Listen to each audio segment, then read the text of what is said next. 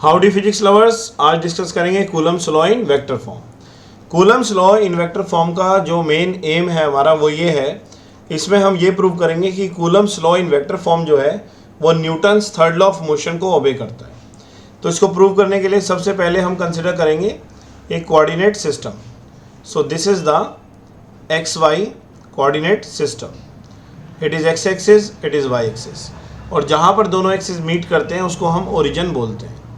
अब इस सिस्टम में हमने दो चार्ज पार्टिकल्स, जिसमें एक का मैग्नीट्यूड है Q1 और दूसरा चार्ज पार्टिकल जिसका मैग्नीट्यूड है Q2, दो पार्टिकल हमने इसमें स्टेशनरी पॉइंट चार्जेस हमने कंसीडर किए।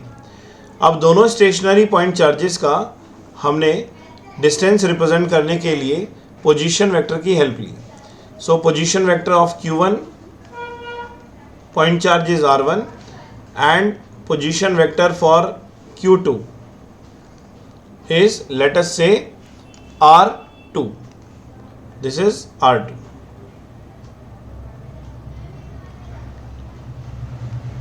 Now we join Q1 and Q2, और जब आप इसे ज्वाइन करेंगे तो ये एक तरीके से डिस्प्लेसमेंट वेक्टर का काम करेगा। अब इसमें दोनों ही चार्ज सेम नेचर के हैं और लाइक चार्जेस में हमेशा होती है रिपल्शन। तो Q1 चार्ज Q2 पर फोर्स एक्सर्ट करेगा और Q2 चार्ज Q1 पर फोर्स एक्सर्ट करेगा। मान लेते हैं यहाँ पर F12 रिप्रेजेंट कर रहा है force exerted on Q1 by Q2 और F21 है force exerted on Q2 by Q1। जो भी आप लिखेंगे उसके आप यहाँ पर मेंशन करेंगे। F12 is force exerted on point charge Q1 by Q2। ऐसे हम लिख सकते हैं F21 force exerted on charge Q2 by Q1। Clear? तो F12 और F21 हमने रिप्रेजेंट कर दिया। अब हम यहाँ पर दिखाएंगे यूनिट वेक्टर R12। R12 मतलब from Q1 to Q2। R12 is unit vector from Q1 to Q2 and R21 is unit vector from Q2 to Q1. So यहाँ पर ये ध्यान देना है कि जो F12 है, F12 force exerted on Q1 by Q2, इसके अलोंग कौन सा यूनिट वेक्टर है? R21, और F21 के अलोंग है R12। ये हमें यहाँ पर ध्यान रखना है।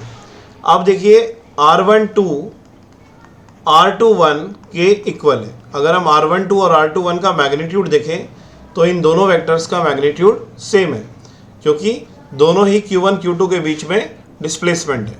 तो मैग्नीट्यूड दोनों का सेम है, लेकिन अगर डायरेक्शन की बात करें तो डायरेक्शन दोनों की अपोजिट है। इसलिए हम यहाँ बोल सकते हैं R12 is the negative vector of R21, कि R12 और R21 का मैग्नीट्यूड तो सेम है, लेकिन दोनों की डायरेक्शन क्या है? अपोजिट है। अपोजिट डायरेक्शन होने की वजह से हम यहाँ पर लगाएंगे negative sign. This is equation number 1। Now we represent Coulomb's law, Coulomb's force. So Coulomb's law का यूज करके हम कूलम्स फोर्स डिफाइन करेंगे। F12 is force on Q1 by Q2। Formula है K Q1 Q2 by R square. लेकिन F12 के direction में कौन सा यूनिट वेक्टर है? दैट इज F12 इस डायरेक्शन में है, इसके अलोंग है R21। तो यहाँ पर हम R21 का यूज़ करेंगे। मैग्नीट्यूड ऑफ R21 का square multiply by unit vector R21। Unit vector से मल्टीप्लाई करने का सिर्फ ये पर्पज़ है ताकि हम डायरेक्शन दिखा सकें, क्योंकि यूनिट वेक्टर का काम है डायरेक्शन स्पेसिफाई करना, और इसका मैग्नीट्यूड होता है 1। Now we know the formula of unit vector. कोई भी यूनिट वेक्टर है उसका फार्मूला है vector R divided by magnitude of R। So यही फार्मूला हम यहाँ पर यूज़ करेंगे।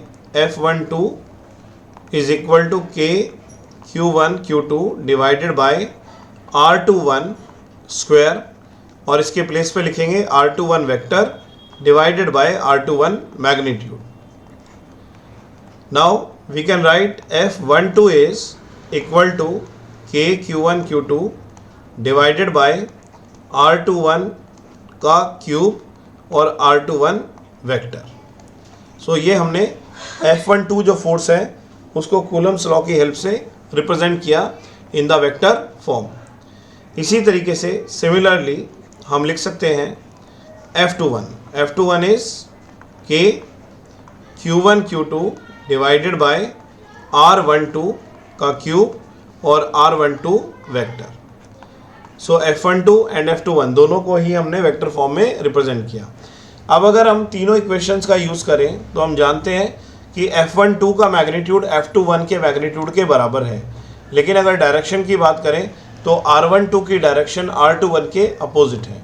सो यूजिंग अबव इक्वेशंस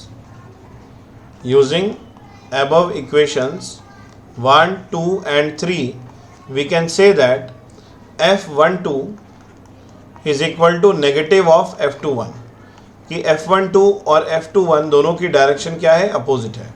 सो क्योंकि देखो F12 और F21 में मैग्नीट्यूड सेम है बट R21 और R12 की डायरेक्शन अपोजिट है, इसलिए हम यहाँ पर नेगेटिव साइन का यूज़ करेंगे। तो इससे ये प्रूव हुआ, hence we can say that Coulomb's law in vector form